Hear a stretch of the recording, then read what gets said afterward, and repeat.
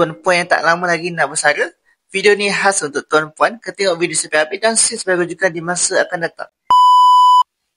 Okey, untuk video kali ini saya nak ceritakan tentang dana persaraan untuk tuan-puan yang tak lama lagi nak bersara, 2 tahun lagi, 3 tahun lagi nak bersara. Tuan-puan kena prepare daripada sekarang. Apa yang tuan-puan nak guna untuk backup plan. Tuan-puan supaya nanti akan dapat bersara dengan selesa. Tuan-puan tak perlu nak berharap dengan orang lain, tak perlu nak berharap dengan family, tak perlu berharap dengan anak-anak untuk tanggung tuan-puan.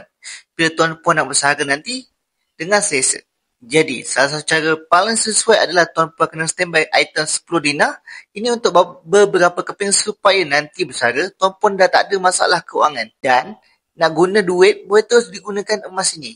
Just cairkan saja dengan cara menjual emas tersebut dan tuan-puan akan dapat duit. Jadi, tuan-puan dah ready? Kena sediakan item 10 dinar ni cepat sebelum hari persaraan tuan-puan. 10 dinar hari ini berharga lebih kurang RM27,000. Berketuinan 999.9 emas public gold. Jika korang berkampuan, jangan risau sebab kita boleh menabung sedikit demi sedikit melalui akaun Masjid. Jadi, kalau tuan-puan nak tahu lebih lanjut tentang akaun Masjid, tuan-puan boleh klik link di bawah saya untuk saya bantu sebaiknya.